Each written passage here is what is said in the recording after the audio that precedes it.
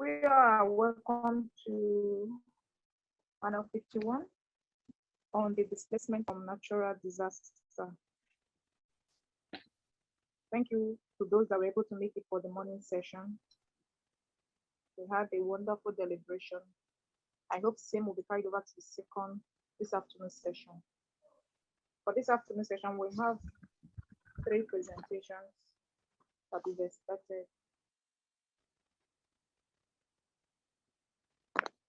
So while we wait for the presenters, no one is around. So the other 2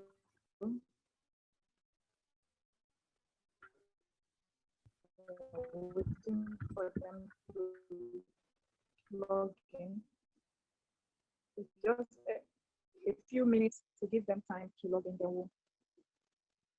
So while we are waiting, we can kindly introduce ourselves again for those that might be joining in for this afternoon session, who we are not in the first session. So the floor is open for introduction.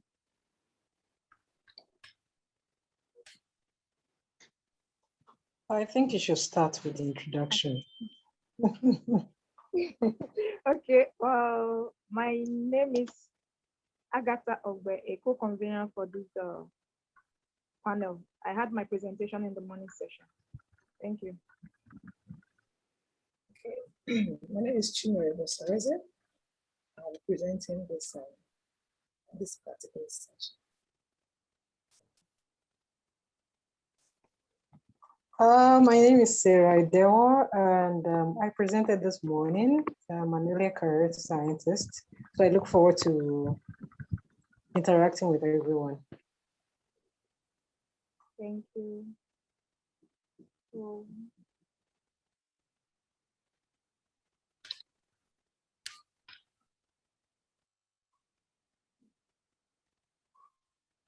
if you are in the house, I can see Oluwabusola Ojo. Can you introduce yourself to others?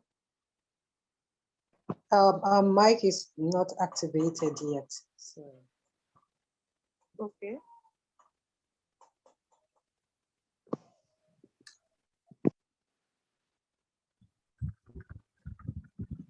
I've sent the names of those that we are waiting to Kristen now. So while we await their login, I will ask Chinyere to start off with her presentation. So Chinyere, it's over to you. You have 15 minutes for the presentation. Okay. After that, we have a Q&A session. Let me share my screen.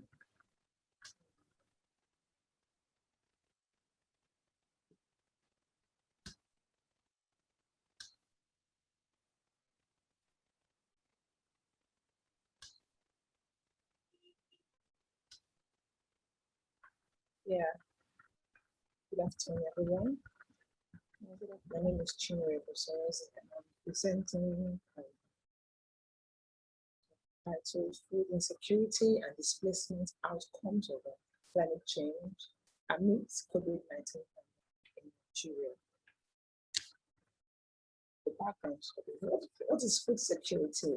It's defined by the UN as when all people at all times have physical, social, and economic access to sufficient, safe, and nutritious food that meets their food preferences and dietary needs for an active and healthy life. In Nigeria, a big portion of the populace are food insecure. The rate of food insecurity and displacement of people has been on the increase in Nigeria, and this has escalated due to the climate change and COVID-19 pandemic. And if nothing is done about this situation to salvage it, a projected 3.6 million Nigerians will be severely food insecure. Food insecurity is now at an alarming rate, most especially in the northeastern part of the country. But currently, other parts of the country are also being affected due to the current state of insecurity in the country. Farmers are faced with the problem of erosion, drought, as a result of the climate change. This has affected their production level. And according to FAO, food security has been declared an emergency in Nigeria. The northeastern part of Nigeria that produces most part of our food and from there, food are being supplied to other parts of the country. This particular region is faced with so much insurgency amidst climate change problems. Most of the farmers are displaced from their homes. They've lost their farmland to natural disaster. They've abandoned their farmland due to persistent attacks by herdsmen and Boko Haram. Most of them have run away from their homes to avoid being killed. Families now depend on humanitarian access for their needs in IDP camps. The emergence of COVID-19 last year now worsened the situation. Farmers are prevented from going to the farms. They were asked to adhere to social distancing and all that. And this actually had its own consequential effects. And from what we've seen so far, COVID-19 has caused so many deaths in Nigeria. The income of the farmers have also dwindled, and they are unable to receive proper medical care. And thus, most of them are dying. Their farms are unattended to due to ill health. Less food is produced. The price of food has eventually skyrocketed, and a large population of the people are hungry. The objective of this study is trying to look at to give an overview of the level of food insecurity and displacement in Nigeria amidst the COVID-19 and climate change. And this study will also bring up measures that can solve these problems. The primary objectives are: one, to determine the level of food insecurity and its causes in Nigeria, to examine the number of displaced persons in Nigeria, determine the number of deaths caused by COVID-19 in Nigeria, and to outline the measures that can be put in place to solve this problem of food insecurity and displacement. Yeah, the first objective. So according to FAO, at least 9.2 million Nigerians are faced with the crisis of food insecurity amidst the insurgency and climate change in this year 2021. Out of this 9.2 million, 5.1 are from Adamawa State, Borno, and Yobe State. These are the northeastern part of Nigeria. And a great population of the rural areas are the ones that are most food insecure. Looking at this table, you can see the trend, of the food insecure population in Nigeria. You can look at it from 2014 to 2016, we have 6.4%. Compared to 2017, we have 7.3%. 2018, we have 8.2. 2019, we have 9.1, and 2020, we have 9.2. You can see it has been the progression has been on an increasing, trend. It's not as if it's going up and down, but it's like it's been increasing over the years. Imagine half of a decade, the rate of food insecurity in Nigeria has been on the increase. It's quite a sorry situation. So the cause of this food insecurity, I'm going to list out some of the causes, and one of it is climate change. That's brought about unpredictable weather conditions, torrential rainfall, river floods and flash floods, droughts, erosion, land degradation, and desertification. A large number of the people are being displaced from their homes due to this. Most of them had to leave their home because their homes are being flooded. Some are living due to the fact that their farms, they can't even go to the farm because their farms are also flooded. Another cause of food insecurity is the communal conflicts. Over the years, see that there has been so much religious conflicts mostly in the northeastern part of the country, where food production has been, is actually where the food is being produced in large quantity in Nigeria. From there, other food is being supplied to other parts of the country. So that particular area, region of the country has been experiencing so much ethnic and religious conflict. Herders are, and farmers conflicts. Farmers can't go to the farm because of the fear of being apprehended by these Boko Haram and the herdsmen. Women are being raped, children are being kidnapped, men are killed. There's been so much insurgency in that part of that region of the country, and this is one of the things that has led to that low production in that part of the country. So the next objective is to determine the number of displaced persons in Nigeria. Over 3.2 million people are displaced in Nigeria. and over 2.9 million of these internally displaced persons are in the northeastern part. That is those states I mentioned, Yobe, Adamawa, and Borno State. In the Republic, there are about 174, 407 displaced Nigerians that are, that are being like refugees in that part of the world. In Cameroon, you find some 118,002 Nigerians in Cameroon, as in the IDP camp. In Chad, about 16,294 Nigerians also there, living in the IDP camp. This is according to UNHCR 2021. And I have a table here that shows the number of displaced people in Nigeria. Look at the year from 2013, 2014, 15, 16, 17, 18, 20, and 21. You can see that even in 2013, one will ask, it was so high then and it went down, and now it's now back to a high level. At that 2013, there was also what caused it was the high rate of insurgency in that region of the country. But then later in the year it reduced, and now 2020 now when we had COVID-19 and then together with the climate change, the number of displaced persons now also skyrocketed to this point. We are, as you can see on the table, about 3.2 million Nigerians are displaced. The table is giving us the figure here. This graph also shows the trend of how it has been from 2013 up to this part. So the next one is talking about in Nigeria, we have about 32 official internally displaced people camps in Borno State.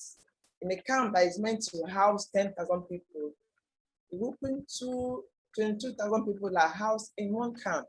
Imagine how it's going to look like a camp that is meant to house a particular 10,000, housing 22,000 people. I'm sure you can't even imagine what those people are going through. The number of unassessed people in need of assistance ranges from 45,000 to 1.2 million. These ones are not even assessed.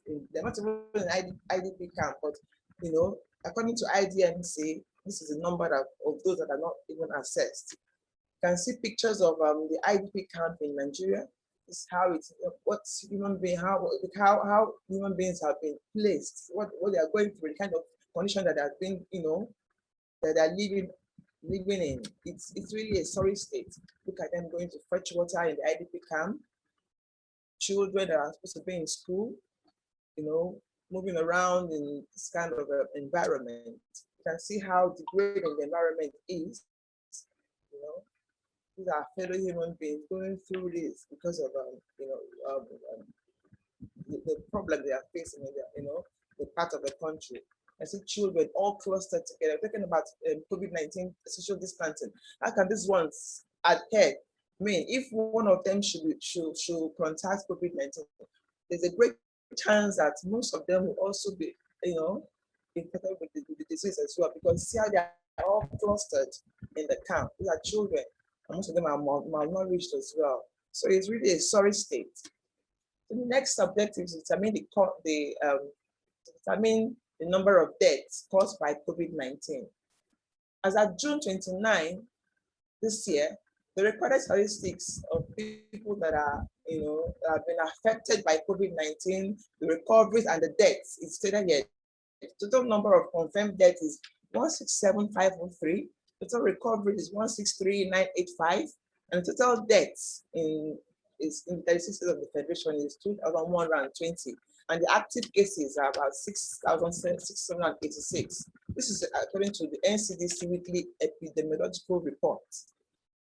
So I have here a table that shows the 36 states of the Federation, the number of those that are affected by COVID-19 since last year, from March to the present date. Like I just mentioned, this is June. Yes, this is the number of those that have been confirmed, that were confirmed to have COVID-19, number of deaths and number of the recoveries. If you look at the table closely, you see that Lagos State has the highest number of cases. You ask why? Lagos State is an urban center. It's where, in fact, the population of Lagos State is high. I think that is the reason why this state has the highest number of COVID-19 cases, and even the number of deaths is also highest in Lagos State. So the next objective now is to outline the measures to solve the problem of food insecurity and displacement. So for you to talk about this, how to solve the problems, first you know the causes. The causes need to be outlined. Once you know the cause, you can now have an idea of how to go about solving the problems. So what the causes are: one, the continuous communal conflict, like I mentioned earlier on, the effect of recent COVID-19 pandemic, the climate change, Boko Haram insurgency, current insecurity in most parts of the country. There are also some economic causes of food insecurity, and this includes poor mechanized farming, poor rural development, poor funding and implementation of credit facilities to the rural farmers policies. Now, we're going to talk about the measures, of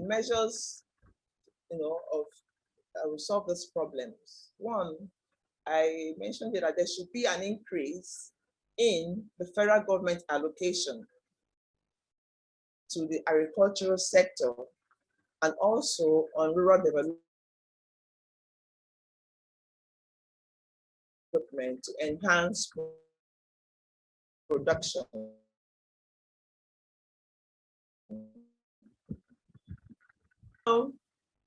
Hello?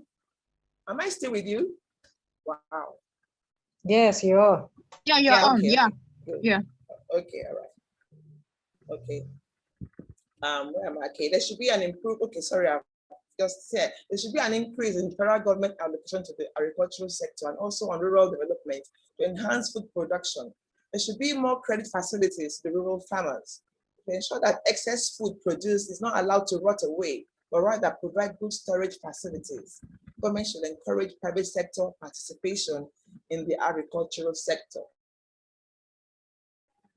There should be improved monitoring and evaluation efforts on government programs and projects. Mechanized farming should be encouraged among the rural farmers. Youth should be engaged in economically productive ventures. I love this one because most of these youth, them are unemployed. Because if one is busy with some productive activities, you won't have time to start having, fighting and creating problems. We find ourselves in, presently in the country. So the youth should be engaged in economically productive ventures to keep them busy. And also more youth should be encouraged to go into incentives to them. Deploying of appropriate strategies to like conflict mediation and resolution should be what the government is actually looking to resolve this problem. Because the more this insurgency is going on in the southeast and other parts of the country, the more people will be displaced from their homes. Even though climate change is also one of the causes, I believe that that can be resolved. But this issue of mediation is very important. That will reduce IDP camps. The government should also ensure that peace reigns in community and then build resettlement centers. Camps should be created to avoid what was displayed earlier on. Number of people, clustered together in the camps. If they are to actually, if they are to avoid being infected with the COVID-19, overcrowding shouldn't be in the camps. Providing them settle down and start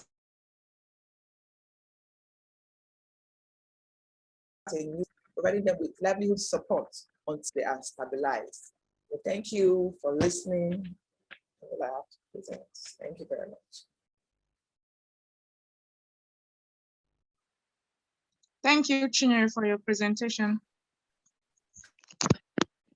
The floor is open for Q&A now.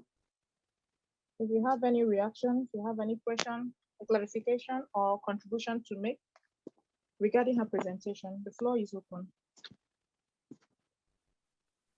All right, thank you very much, Chinyere, for your presentation. I just want to just give some input. You know, when you were mentioning food security, I realized that you generalized, you looked at the general overview at the national level. What you should robust is region, that's the northeastern part of the country. Sorry. Can you hear me? The line just broke now. Come again, please. Yeah, I can hear you now. Can you hear me now? Okay, fine. I'm thinking maybe if you go on FAO site, you know, look at what is being produced in the northeastern part of the country, then look at what has been produced in the past. So you're going to be making a kind of comparison. You look at food production pre-COVID and post-COVID. You'll be able to make, you know, comparison. Then also you take it further by looking at what is consumed in the country. What's the trade deficit? You want to know, okay, did export increase for this commodity, especially the common staples within that region? It will guide you so much and give rich meaning to the work instead of, you know, generalizing and making it, you know, like broad. That's my contribution. Thank you. Okay, thank you.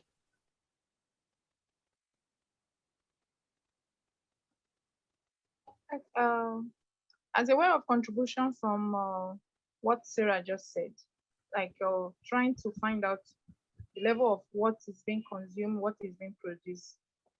Then when you look at food security as a whole, from the definition, we understood that there are 4 guiding principles.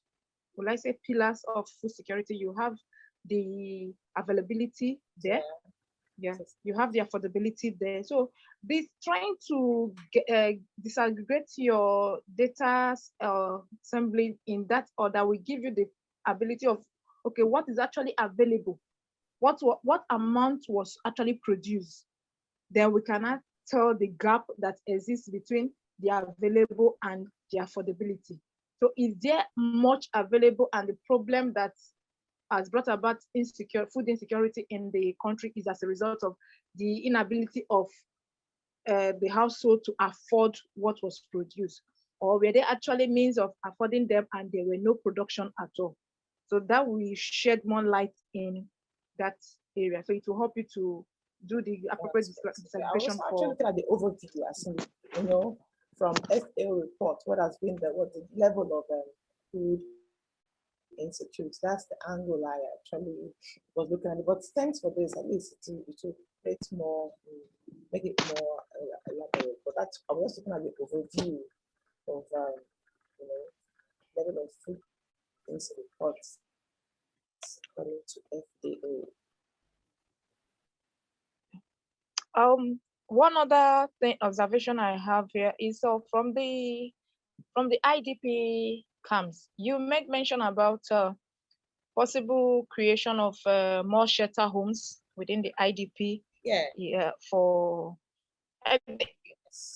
one thing I've observed from the country, when much is rested in the hands of the government, little is actually being done.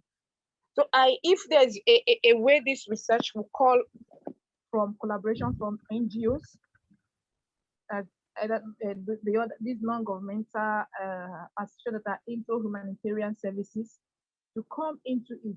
Because oftentimes we only see when they want to present something, a social group is presenting particular item, food items or other household items for the individuals, for the IDPs people. But the point is, are there moves by this individual, apart from provision of these items, food supplies to them? Are there moves for establishing more shelter homes for them? And another thing that bothers me now is, if we are not making more room for creating more shelter homes, are we not going to send more signal out for cases that will bring about people being displaced to have a place to go? So is actually of concern to me. Yes, we are not okay with the situation of the IDP people. We're calling for rooms for more shelter homes to be built for them. Hope is not going to send a bad signal out that when you have issue there, because the unrest in the northern part of the country is a big problem. So, and so what will the government do? Is it creating more home will be the better option, or trying to reestablishing life and livelihood for those that are already in the IDP camps? Yes, why I actually mentioned that as one of the measures, because looking at the present situation now, the IDP camps that they have presently, than the number of people that have been, occupying that facility. So, leaving them all clustered together, imagine 10,000 persons, if a facility for 10 is now being occupied by 22,000 persons. Imagine how it will look like. So I'm looking at solving that particular problem, before. And you mentioned the issue about are we trying to give room for more conflicts and issue that should be resolved, while at the same time, creating source of livelihood for these ones, and also ensuring that such conflicts will not even come up again, that will now bring, more. The issue of creating more IDP camps is very expedient, because it is what is happening now. It's not, palatable. So I think that should be also one of the measures that the government should look into. Like you mentioned, the issue of private sector participation is also okay, because government can't do it all, but I believe that creating more IDP camps to accommodate the number of persons, because look at the statistics, the number has actually increased so much. You can't just say because I want to, come in, then you now leave the ones there to suffer so much. So that's the angle I'm looking at for me to have mentioned the issue of that being one of the measures to solve the present problem. So that's it. Thank you. Reactions from other members? Yeah.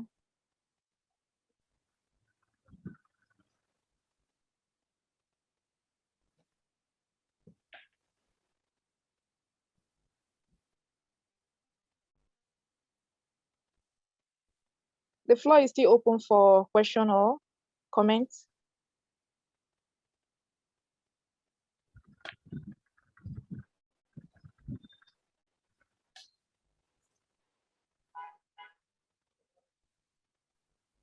Okay.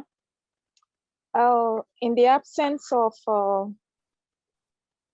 more comments for Chinyere, I will say, okay, her presentation has come to an end. So Chinyere, thank you so much for the wonderful presentation from you. So I will be calling on, yeah. Okay. Okay, somebody's, Oluwa, there's a comment from Hova also saying thank you for your presentation, appreciating your presentation. From Oluwa, comment from Hova. Thank you so much, Chinyere, for your presentation. Okay, thank you so much. Yeah, I will be calling on Victor for the second presentation. So, is either Victor or Oluwa Busolami, one that is available to come in for the second presentation? I think Victor's mic is on. Okay, so Victor. Hello, Victor. You're welcome. Yeah. Are you up? Are you up to present for your? Are you up for your presentation now? Yes, I'll just go and do that as soon as possible now. Okay. Okay. Yes.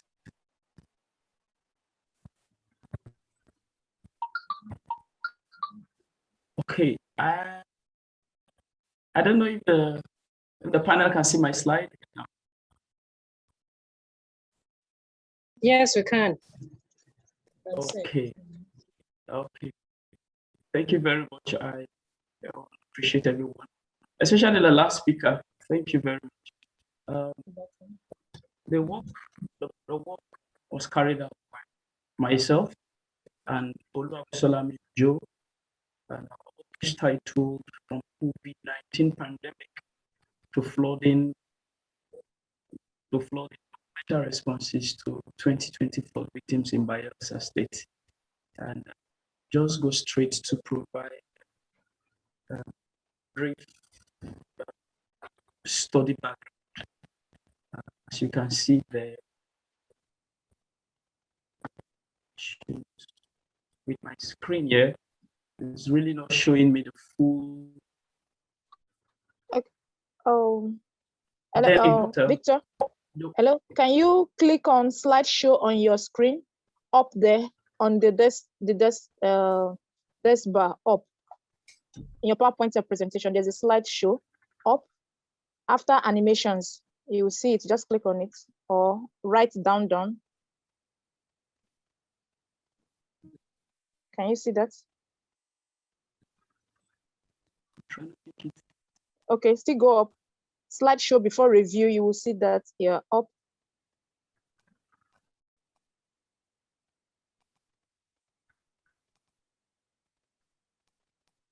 Okay, I think, but I don't know if the panel can see the slide fully. I don't know. I wouldn't have issues with it. You can just go on and discuss the work. Okay. But then if it's going to be a problem, the panel seeing the full view is what I'm trying to. Check your bottom right. Bottom right, you see a small icon. Just click on it. The bottom right on your desktop. Calm down.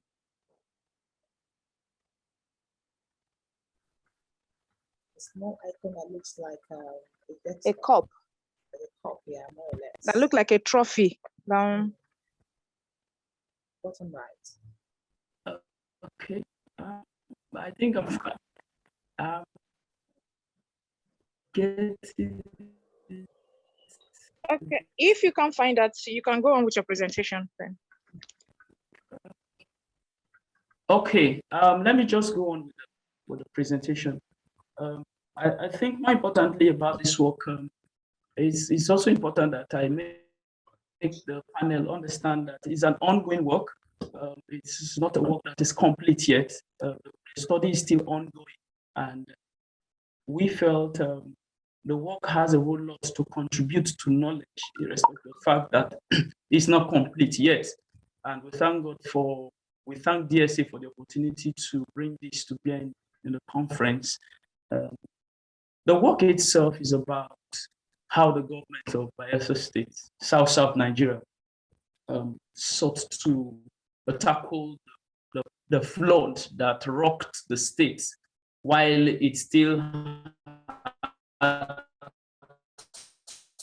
to deal with COVID-19. And again, I think that brings us to the issue that the COVID-19 itself has exposed the human race to the high level of uncertainties, which is a call for governments across the globe to make sure that they prepare, put in place structures and frameworks to tackle emergency cases.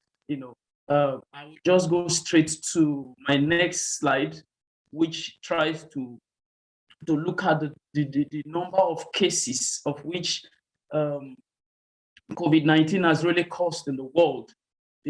Said the most severely affected, apart from China, I think US, with 1,367,000 cases, and then Spain and the rest of them, as you can see from the slide. But more importantly, and what the problem of this work we want to really focus on is to really look at how it has affected the study area, which is Bayelsa. Bayelsa is really the target for this study, and it's not different like it is on every part of the world. The COVID-19 case, the way it affected. However, Bayelsa had little of COVID-19, unlike the last presenter said, and from what we have on our records here, Lagos that had so much cases of death connected to COVID-19. Bayelsa's case was a bit mild. However, the most important thing is that having faced with COVID-19, and then there is a sudden eruption of flood in the month of April 2020. and the flood, like the study discovered, was massive. Was massive. It was second to the 2012 flood, and so far the casualties were so much. As a matter of fact, a study carried out by Health of Mother Earth Foundation helped to buttress my position, as it revealed a high-level cause of rainfall caused by climate change. And again, it's important to also know that Bayelsa is a coastal state, and it's just geographical and environmentally conditioned that coastal areas are prone to high sea level rise. And when that happens, of course, no thanks to climate change as well, and then you should just expect the adverse effect of massive flooding. And that was what happened between the month of April till October 2020. And we went on to discover that having faced with this challenge, the flood, the basic questions that now that begs for rapt answer is what were the technical support system that the Bayelsa state government employed in addressing flood in Bayelsa state. Apart from that, the study also felt, or the study identified the fact that discussing issues of government response, it will also be very correct to look at it from the other perspective of the people who are getting the response from the government, and in this case, the society itself, the community. And so the study will also want to answer questions such as what were the coping mechanisms that community support groups adopted in trying to ameliorate the effects of the flood in 2020. And then lastly, while the government tried to respond, there were challenges that the government actually faced. And this study will be asking those questions: how was the government able to address these issues while the people were faced with a whole lot of pain? And that brings us to the objectives of the study, which is the very first one. Of course, the general objective is to examine how the government addressed 2020 flood in Bayelsa.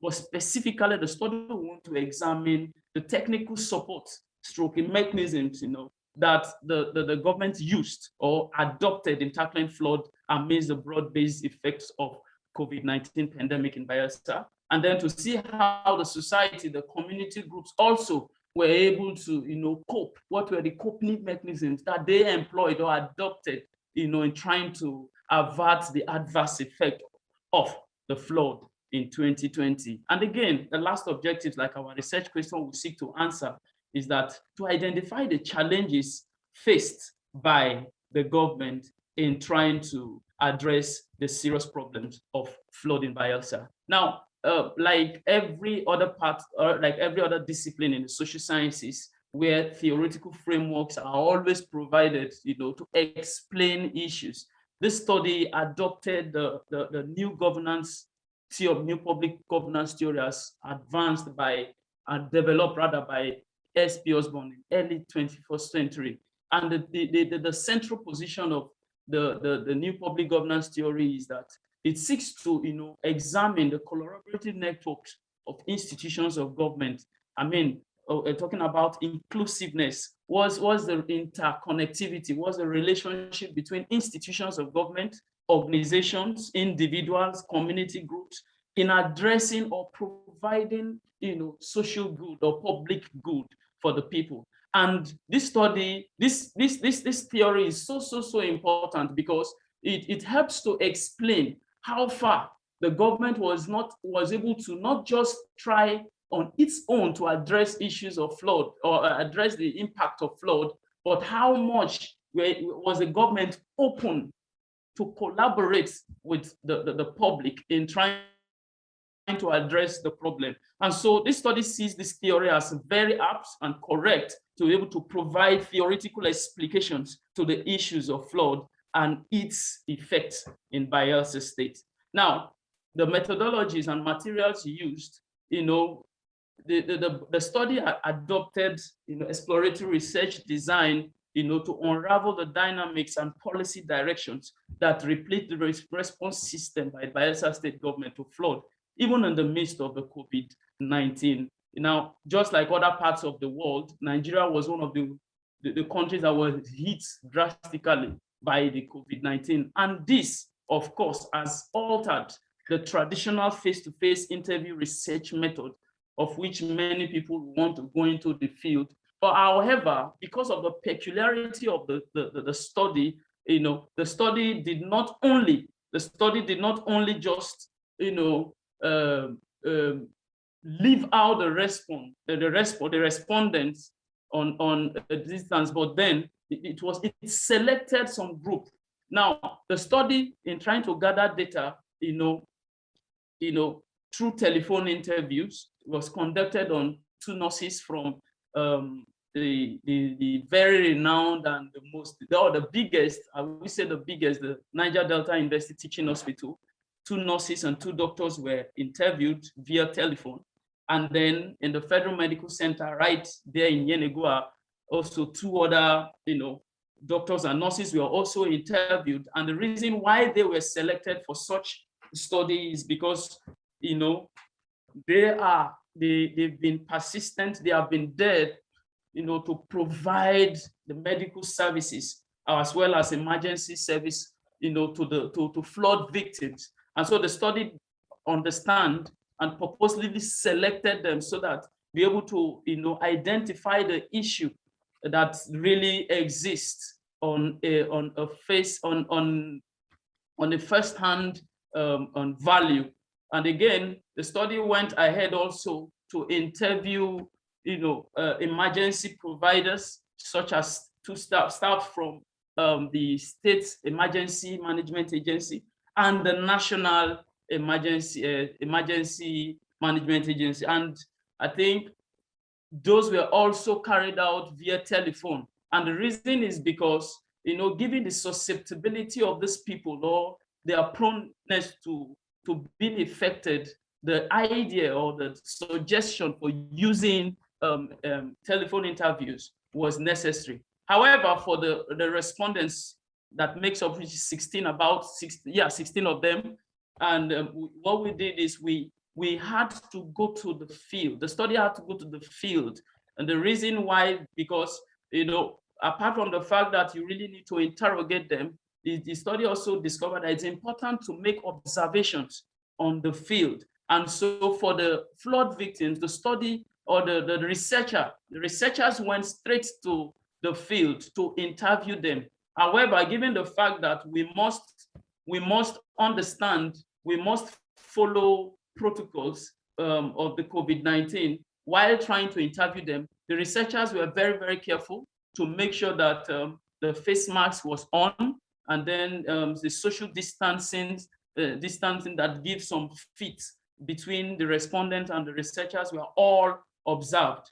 And the research provided some very key preliminary findings that the study field should be revealed at this point in time of the study. And the first discovery made to buttress the first objective, which is the technical support system stroke mechanisms employed by the Bayelsa State government in tackling the 2020 flood. The first observation is that the study found out that the intensity of the flood was felt more in certain communities. And these communities are Tombia, Igbogene, Akemfa, Swale, Azikoro, Biseni, Okodia, Zarama, Ekbetiama, all in Yenagoa local government. And it's also important to state here that Bayelsa State is made up of 8 local governments. And what the study did was to draw two respondents from each of the local governments, which makes it 16 respondents to get first-hand information from the field. So from the second local government, which is Southern Ijo, communities such as Anyama Ijo, Azuzwama, Masoma, and Otwa were also respondents from these communities were also interviewed. And in Ogbea local government, communities such as Uruma, Emeringi, Emeyal, and Elebele were also interviewed. In Kolokuma, Pokuma, communities such as Adababri, Bolorua, and all the rest. Now, the study was able to move around these worst hit communities, because the reason being that the cases that were reported is what we will be seeing. Now, it was discovered that, as the flood caused a whole lot of, massive impact on the people, affected them seriously, that many of them had to flee their homes and rely on what we call social capital to survive. Now, they had to, there were cases where first-hand information where we got, a family had to leave their home and to put up with another family. Imagine, I think when we counted, that family was a family of 5 going to meet up, to camp with another family of another 5 or 6. And then you could see how disruptive that can be, how uncomfortable such situation could be. Now, apart from the fact that the people had to flee their homes and seek for succor somewhere else, the study also discovered that, many of them were displaced, and the flood compounded the hardship and sufferings and had so much negative impact, because why? The source of living of the people, of course, which was basically subsistence, agric and fishing, all were all submerged by the flood, and this displaced them. Now, looking at the place of government response, well, the government made efforts. The Bayelsa State government made efforts. As a matter of fact, there were cases where we called the doctor, went through the interview. The doctor made it very clear that some of the flood victims were brought to the teaching hospital, and an instruction given by as a matter of fact, a policy direction given by the Bayelsa State government through its health insurance scheme is that as many that can come should be given treatment. And many, especially, the flood also had this effect on the health of the people. There were cases where some of the flood victims were infected with skin diseases, and some of them with cholera and all manner of, infections. And that actually affected them. And, the government responded by providing basic health services to them. Again, after then, I think the government as well was able to respond after it got some information. It got information about the death of some, group of students who were drowned. That was a clear case in Elebele community in Ogbea local government, where a GS3 student died in the flood. And so that kind of information got to the government, and I think that was a major factor that led to why the government had to close down schools in Bayelsa.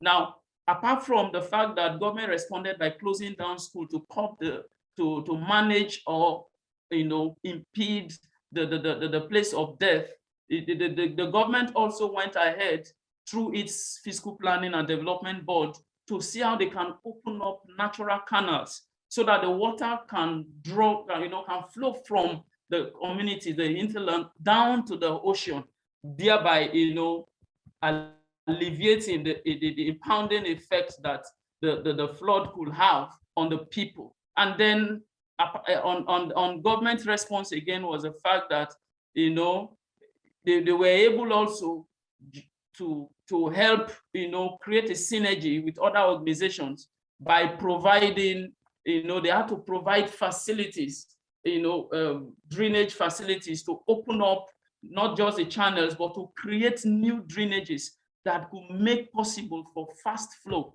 of the water into the ocean. Now, however, across the Federation, of course, NIMET, the National Meteorological Agency, has earlier warned.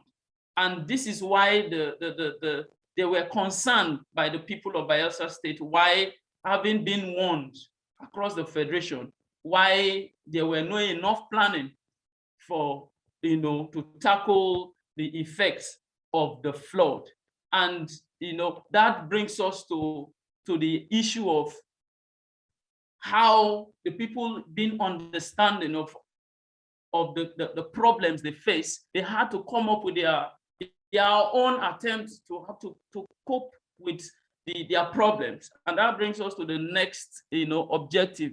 The next objective, which seeks to talk about the coping designs and mechanisms adopted by community support groups. Now, having understood and having seen that the fact that the government response was not enough, the people had to come out, and be proactive and be, they were innovative. In short, they have to improvise means of seeing how they can, tackle flood on their own. And the study discovered that given the inadequacy of government's response to the structure, especially because we discovered again in the study that the flood, apart from the fact that government did not, readily, tackle these issues, structural problems were there. And one of the structural problems is that Bayelsa State has a master plan. Bayelsa State has a master plan that that if being executed will naturally, as a matter of fact, from the discoveries made in the study, Bayelsa State had to, take a template from the Netherlands on how they could manage flood.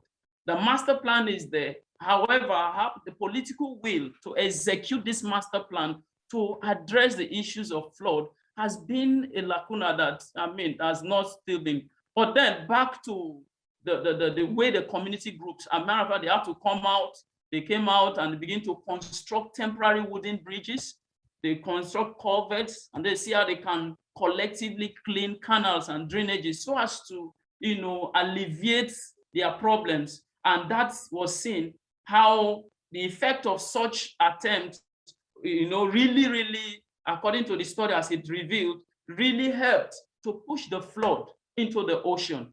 Now, a very good example of a community first-hand information is Okutukutu community in Yenegua local government, where we saw that the study saw massive, outflux of members of the community to see how they can help by themselves and create channels on how they can. Now, back to the last objective of the study is that the challenges faced by the government in tackling, the 2020 flood. Now, there was something that some of the respondents made, and that was the issue of the trust system.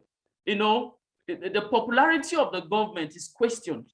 How the government will be able to tackle problems of flood, apart from flood, not just flood. I think these are compounded problems that have breached citizens and the government, which has actually affected their response. I wouldn't want to bother us with the systems theory, where you see it's supposed to be a structural complementarity between citizens and government. But then it's very clear, as the study revealed, that they lost trust in the government. They lost trust in the sincerity of government. And so that was one of the problems the government faced. So even when it looked like the government was coming out to, to provide help, some of the people were reluctant because they felt it's one of the ways they are coming to tell us tomorrow we want to vote and we want to do this, we want to vote us and all that. Because again, according to the study as revealed, one of the respondents made very clear, he said it's only when we have problems that we see you people. We don't see you. Now it is flood because we have a problem. Now you want to, but we know you. After elections, we will not see you again. And that's why we are still facing, the flood problems. No, but more critically is the challenge faced by the government over poor environmental attitude of the people. We must give it to the government too. And there is this issue of, poor public attitude.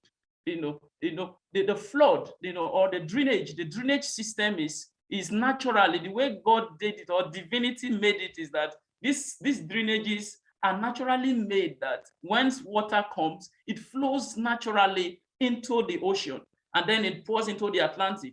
But then what the individuals in Bayelsa are fond of doing is that, citizens are fond of erecting buildings in drainages, erecting structures, kiosks and all that, and then disposal of refuse on these drainages, which at the end of the day, when the flood eventually comes, there are blockades that actually, affect the free flow of water. And all this put together as the basic, issues that the government or challenges that the government had to face. As the study will still progress, it's hoped that by the time the study is out, it will be comprehensive to give the details, to give the graphs, to give all the information that we need to make this study a complete one. Thank you.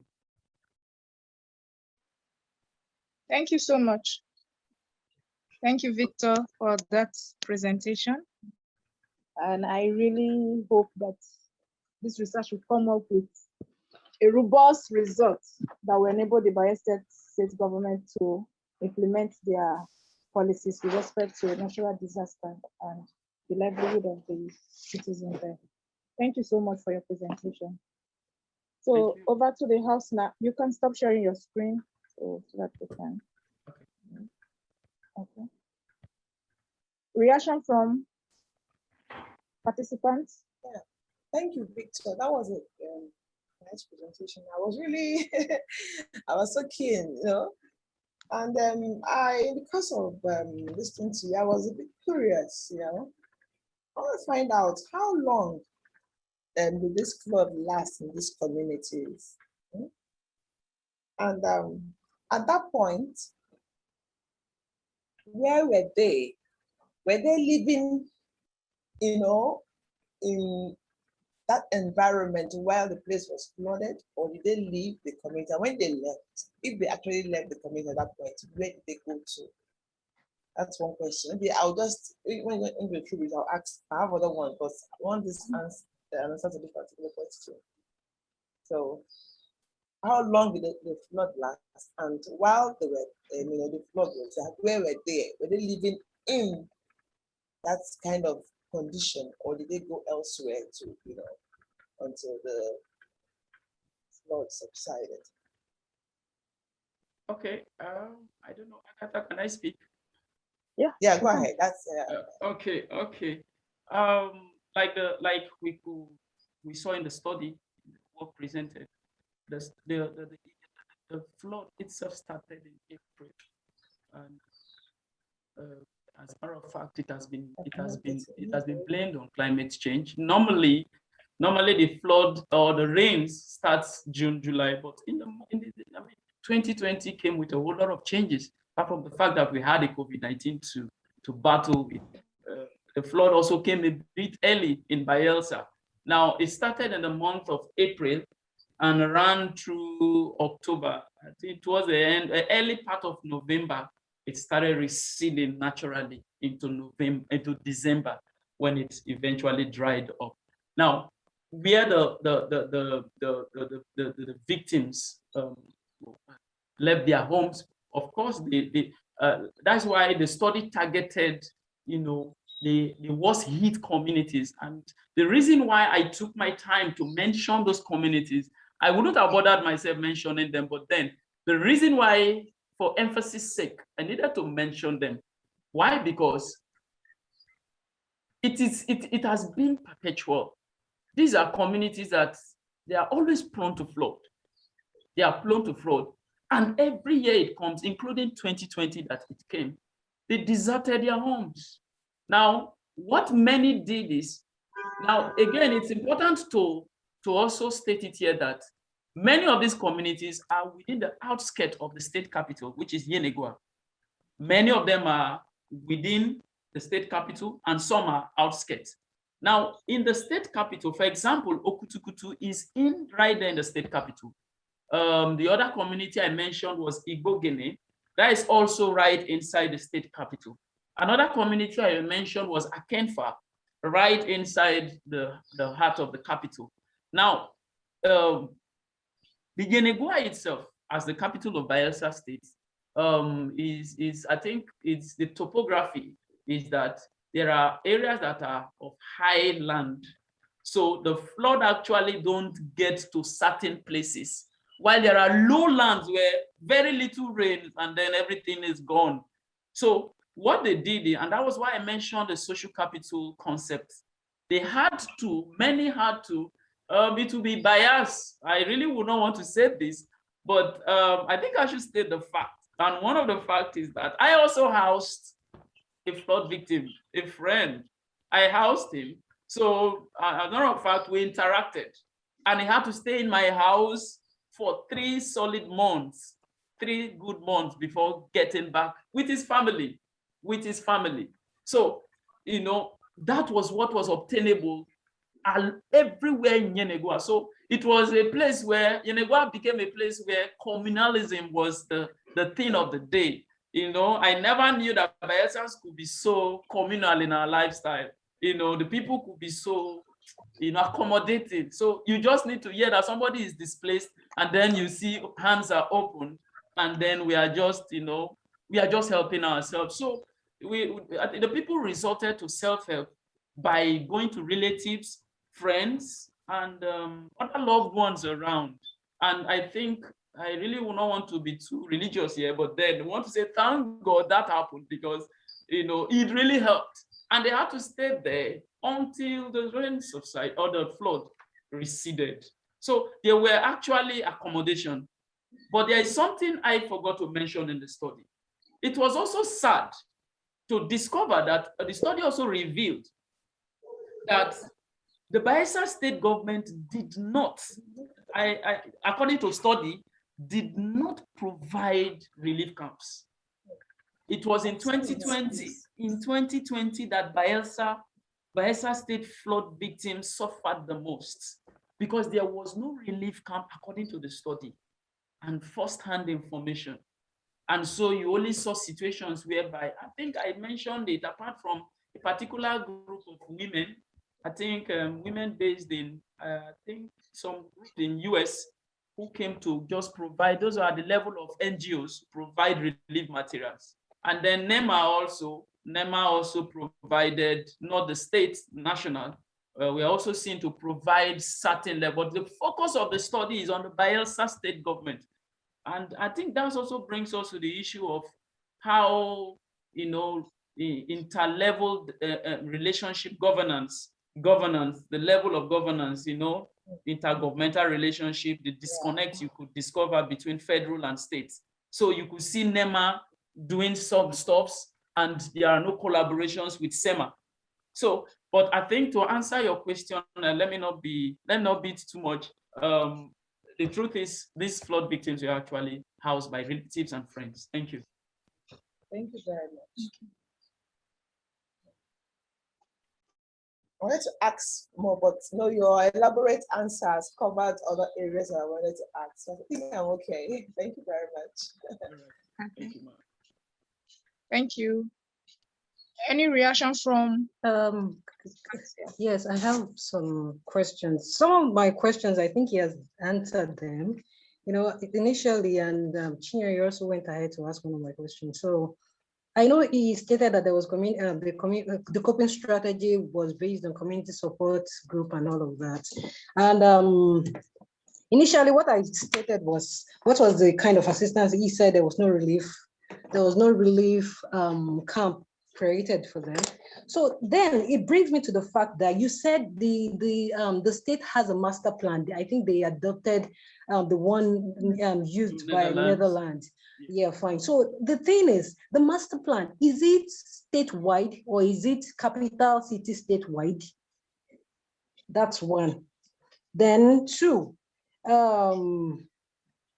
because you know that you said that people decided to build and block the drainages and all of that. So it brought this question to my mind.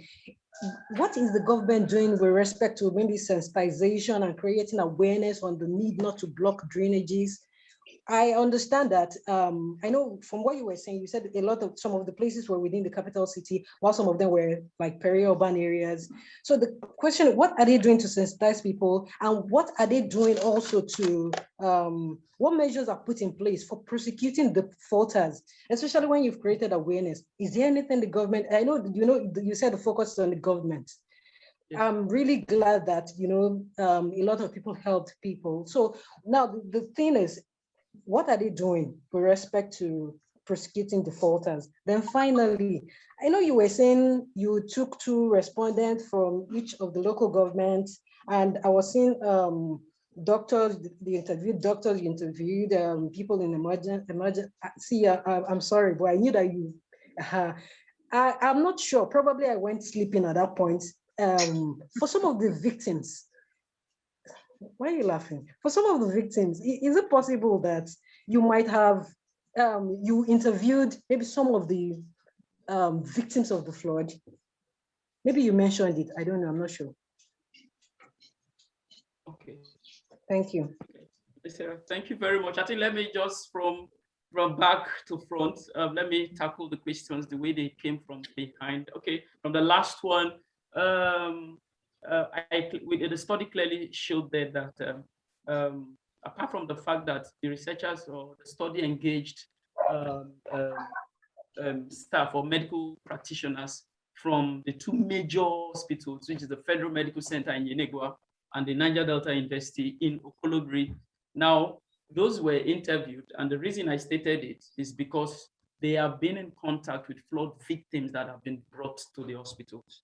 So, however, that was done through telephone. And the reason why the study or the researchers will not take that risk was because it was also the period where, as a matter of fact, the study revealed that some of the aged people that were taken there for medical services or for medical attention were subjected to COVID-19 isolation centers. Yes, they were subjected to isolation centers to first of all, carry out COVID tests before they could now give, emergency treatment. So because of the peculiarities, the sensitivity, the susceptibility of the researcher being infected, telephone was actually used. Now, for the flood victims themselves, which I stated, or which the study stated there, that two each from the different local governments.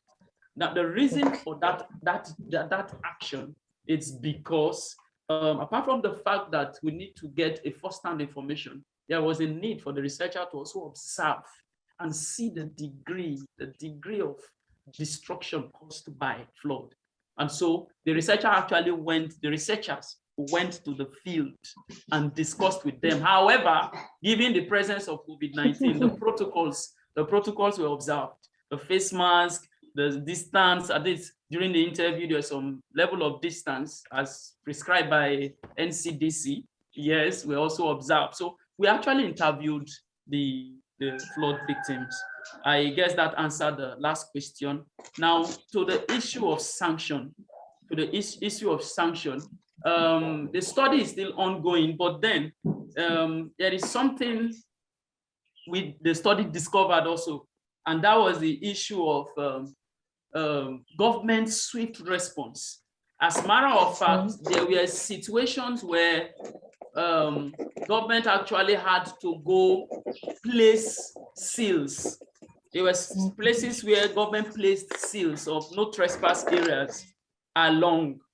And those areas were actually, areas where the channel was so effective.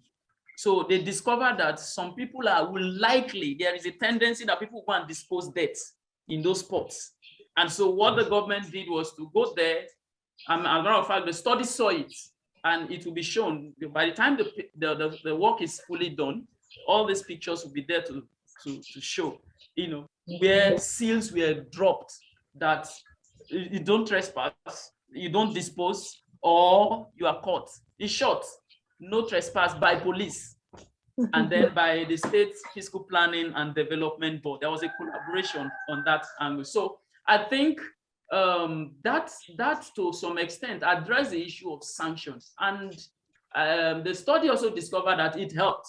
It alleviated, or it discouraged the indiscriminate disposal of refuse at least around the capital city, And so they were sanctioned, but I know that by the time the study is also done, more facts will be gotten from that end. And then the area of sensitization.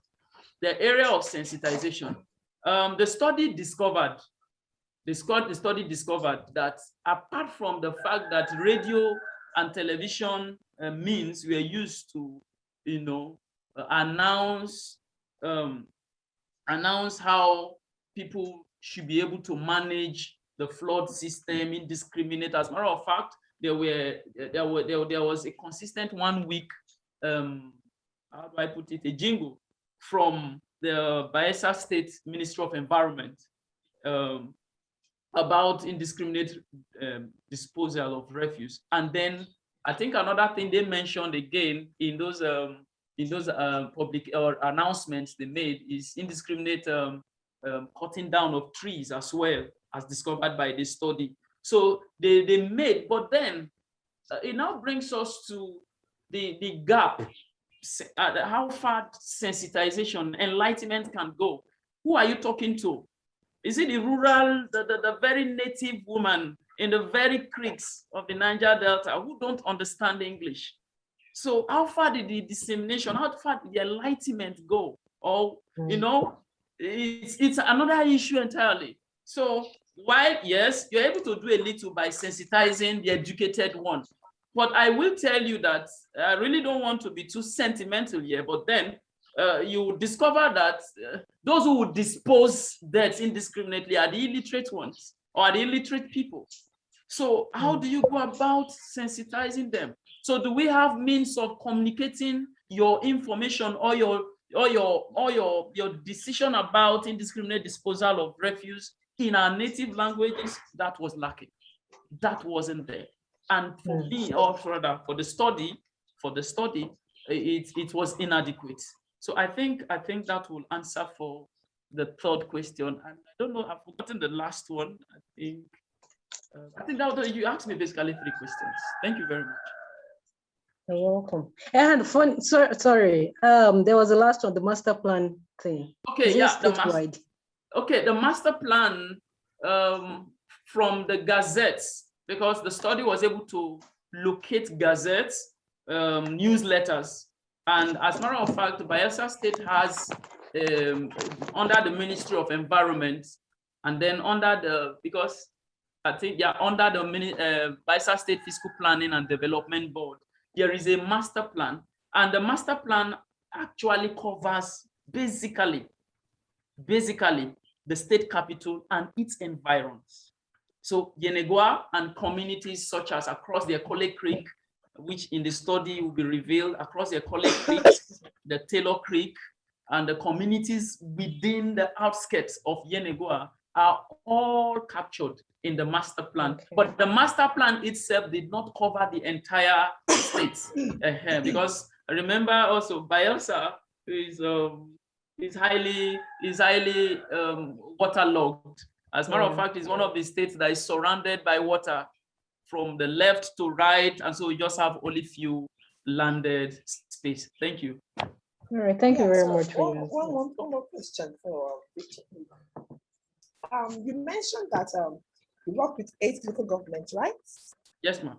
Yeah, and you said just 2 villages were picked from each of those local governments. Okay. Correct me if I'm wrong. I don't know. Yes, you are correct, ma'am. Two respondents from each local. Okay, are you saying that among all the 8 local governments, only 2 are the ones that experience flood? Only 2 villages from each of the local government experience the flood in 2020. Okay. So I want to get that clear because when you said 2 from each of the local governments, so I'm just wondering, is it that in each local government only 2 villages experience flood? Okay, ma'am.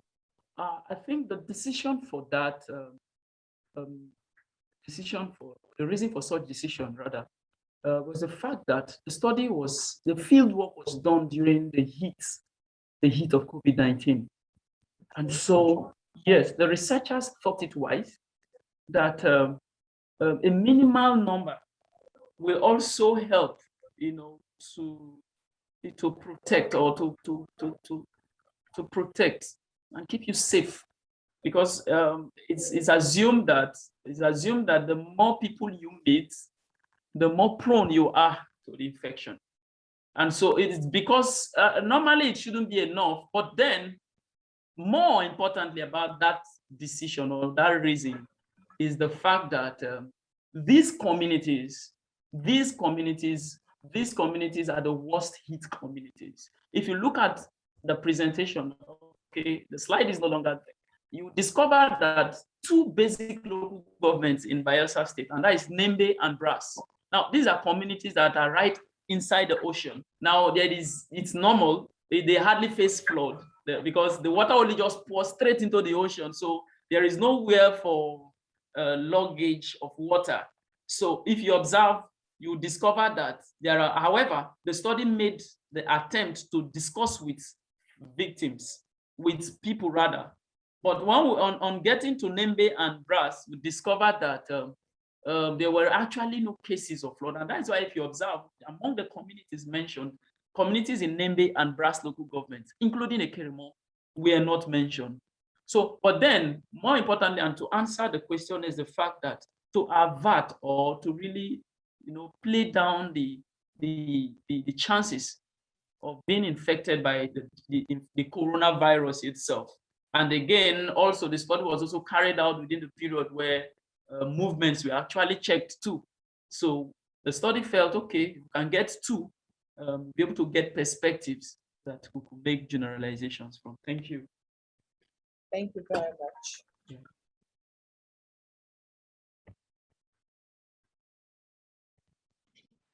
Thank you. Any other comments from the participants? Okay. I guess every question, some of the questions I intend asking were actually touched by your response to questions that were raised. So that clears my question. So I don't know if there's no other question. We'll ask, we'll say a big thank you to Victor for his presentation and to your co-author for a job well done. And I wish you success in completing the research work and hope something very robust come out of it at the end. Thank you, Agatha. Thank you, Agatha. You're welcome. Yeah. So what? Oh, okay. For as it is now, the other presenters are not available. So we now have two presentations for this session now. I got an email from the top presenter that he will not be able to make it, and I've also communicated the DSA about it. That's, our tech person here, Christian, about it now. So DSA will be informed duly much later after the panel session is over. So we still have some time left, like 30 minutes or so before our session is over. So I just want us to have interactions as we have in the morning session. If you have any question in your mind that we need to discuss, general questions regarding the conference, way of collaboration, just anything you can come up with, so we'll discuss again. So the floor is open. If you have anything, kindly make it available. Okay, let me see. From the discussion we had in the morning, so there's just a question that will I say a clarification I want to get. Now, if we are looking at a collaboration, like, okay, I have a project, a research that is coming, I'm proposing a research work that is coming, and I seek a collaboration from any of us here to be a part of it. And in the midst of the research, okay, now from that, the collaboration now is, it could be an institutional base and it's not an institutional base. Now I'm asking based on the fact that it's not an institutional based collaboration.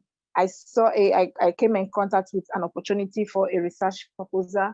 I call on my colleagues, okay, is this something we can do? How do we go about it? So if you are a new person, let's say a graduate student that is that just come across this kind of opportunity, how will you, been in an academy for a long time now, kindly advise the person on how to go about it, so the graduate student does not feel overwhelmed overwhelmed with the fact that I will not be able to handle it, or how do I go about meeting the right people to go about it? So that's just kind of a clarification I want you people to talk about. So it's open. Reaction. Why is Victor laughing? I don't know. Is it, can you recap the question again? I think, Okay, I wanted to say so too. Okay, I am a graduate student. Okay. Then I'm a student under Sarah now. I came across an opportunity to I'm coming to her for a mentorship now. So how will you as an academic advise such a person to go about? Advise the postgraduate student, right?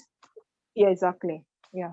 Because some of them tend to see research and they don't want to participate, like, it's not in my area, or I'm not fit, I'm not up to that level. So in a way of grooming upcoming researchers, that's because we mentioned something about capacity building, capital, that's where I'm coming in with this question. Okay. Well, see, the thing about mentorship is this: if you've already made up your mind that you want to work with someone, it means that you're interested in the person's area. And if you're interested in the person's area, in whatever the person does, I feel that you accept what he or she does, whatever area of research he or she is interested in. Well, let's assume you were the one that maybe you found a call and you took it to the person, you needed to develop it together. There's a part that says that you are going to have to bow to the person's superior knowledge, in quote. What I mean by that is the fact that, let's take, for instance, the person is a professor, you do not even have a PhD. You might actually be the one that wrote the whole proposal. You would just tell you, oh, bring it, let me make my input. Or maybe you discuss with him, say, okay, go and work on this and that. When you're done, you bring it. Of course, when you're submitting, it's the person's name. Your name might not even appear once. And of course, when it's time for the field work, you get to the field and they just pay the money, maybe of a research assistant or something. So what? So I just feel that, see, everything, it's all about learning. You have to just build capacity. And once you build it, it might take you 2 years, 3 years to build capacity under that mentor. I want to believe the person is not being mean by not acknowledging you. Maybe within his heart, he's acknowledging you, especially if the grant or probably that call does not have room for assistant PI or assistant head of department or something. So, just you as a graduate student, you just have to be a bit patient. You have to just take it one day at a time while you are just bidding your time until, the time for you comes to shine. That's my take. Yeah, thank you. Any other? It's open. Okay, I think I want to support you in a point too, just to add some to buttress a bit. Is the fact that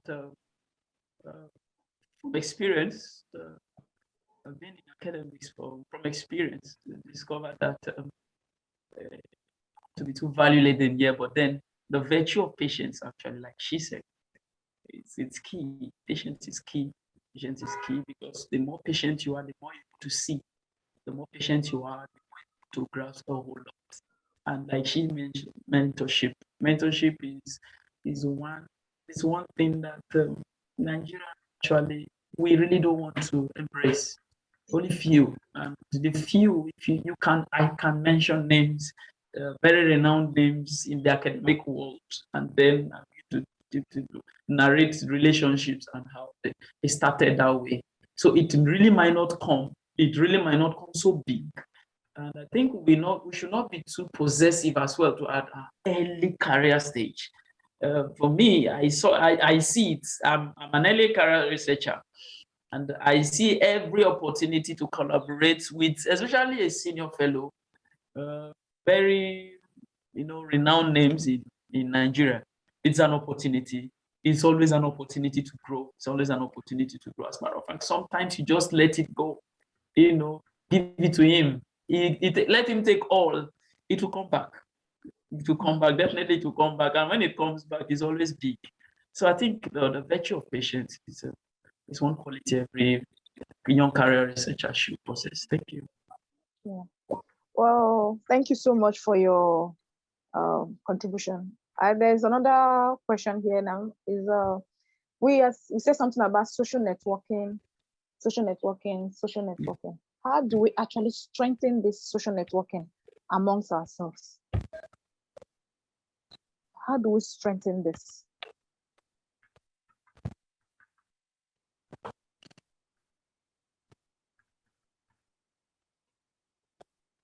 Any contribution?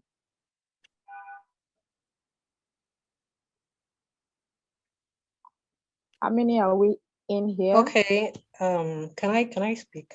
Yes, please. Okay, let me put on my video. So for me, social networking, let me see, let me turn this way. Let's say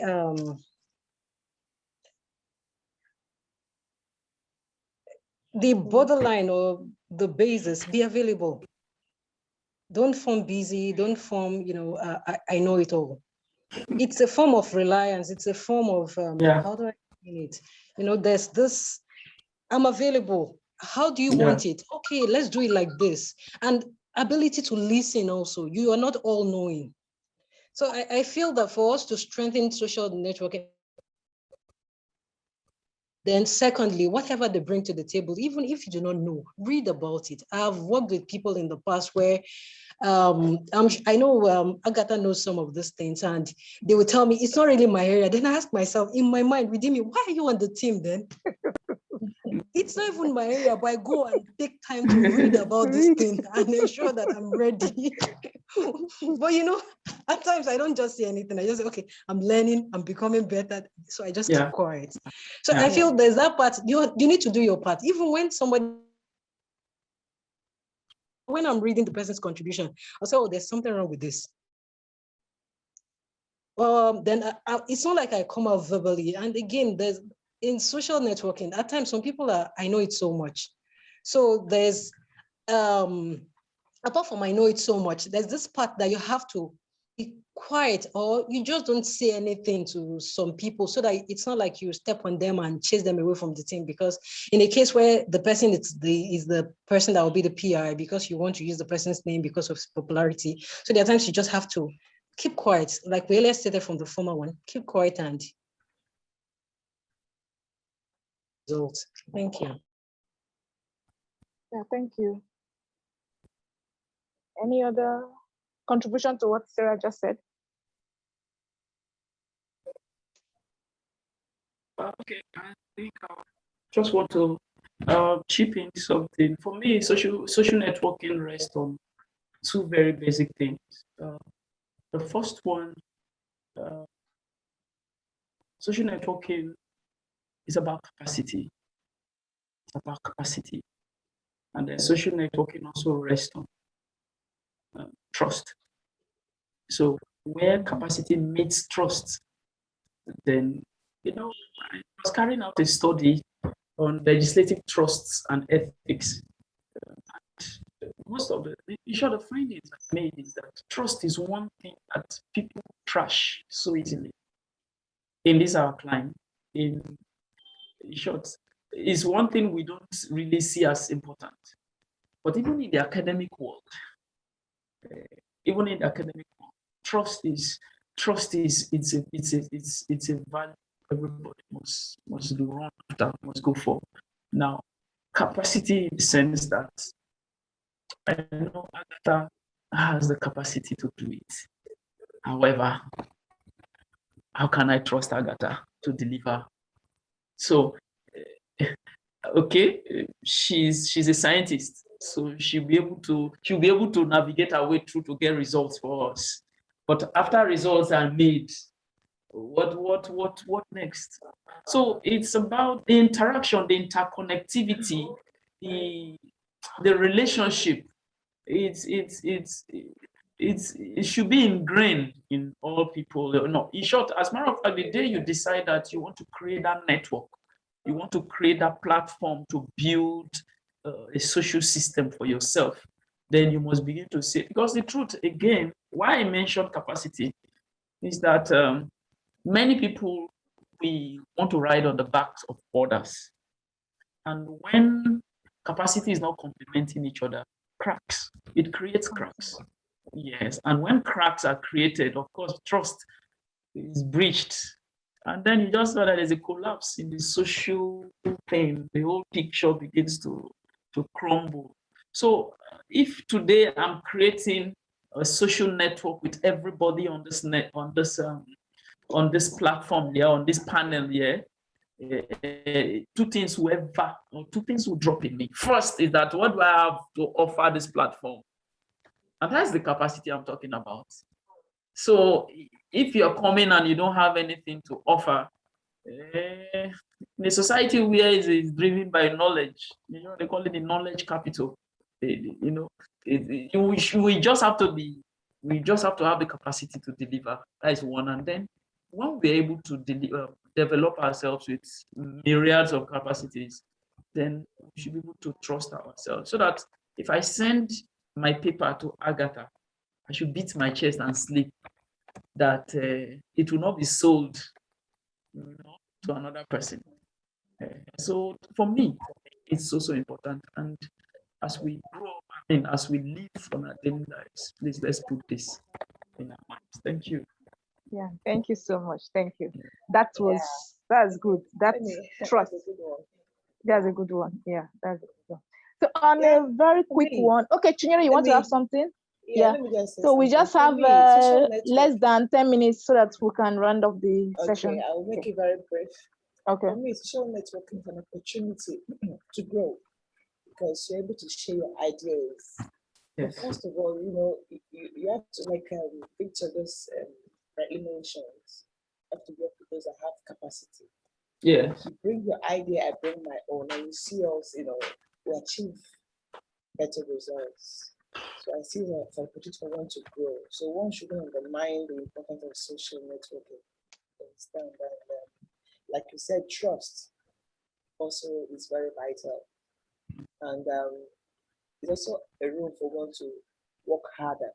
If you're like working alone, you might feel okay, I take my time, but when you're in a team, this one is doing, you just have to, make out time to put more effort and then come up with it. Like this conference, when I told her that I want to be in it, and she added my name, and I had to go start working. Ordinarily, I would have just like fine. If I was doing my thing alone, I was just taking my time. But with the fact that I know I'm working with a team, I must deliver. You just have to work harder, put in more effort. So social networking actually makes one to, be more committed to what one is doing. So that's what I want to add to. Okay, thank you so much. I just want to pass a quick message to us. I know we are all from the Global South, so we belong to the Global South group. So there was a meeting of the Global South before the conference started.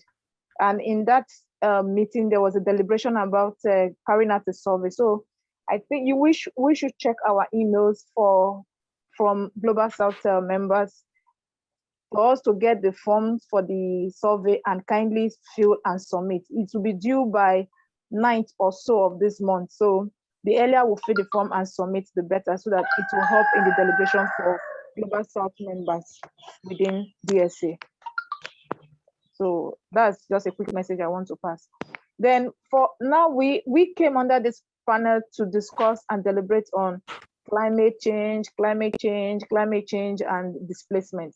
So I believe on our own, we should be able to come up with things that has to do with, a kind of a movement that's in a positive direction that has to do with climate change and how to help victims of climate related hazard. So, and if we come up with things like that and opportunities for research work come out of it, we should be able to communicate ourselves, collaborate among ourselves, and come up with something that will be worth it. And stemming from what we discussed from the morning session, we should not just now aim for a research work after publication, we leave it on the shelf, does everything settle on it. We should be able to build this stakeholders movement to be able to pass out those things that we actually want to change. Yeah, to change the situation, to change the narrative of what is happening to victims. Because IDP camps, the people there, their situations are terrible. So they are human beings like us. So we'll be able to change the narrative of what is happening there and possibly have a way of resettling them and creating a new livelihood for them to bring them back into the society so that they will not look as if they are totally excluded out of the society. So this panel is, and the conference as a whole, bringing about unsettling development. So it's enough to stir up ideas in us, thinking what other possible opportunities that can come up. So we'll be able to develop either a research or follow up on a call for expression of interest in this area for us to put in our own quota into the climate and environmental issues that we have, especially in our country where policies are mere said and nothing is being implemented about them with our weak framework of policies within the country. So that's my whole little contribution to it. And with this, I want to say a big thank you to everyone here for our active participation in this year 2021 DSA conference. It was a good time having to meet all of you. Some of you I know very well, and it's another opportunity of having to meet others as well. So thank you all for this opportunity. I will look forward to DSA 2022 to also participate in the conference once again. Thank you so much. Thank you. And thank you to Kristen, our tech person behind. Thank you so much for your assistance.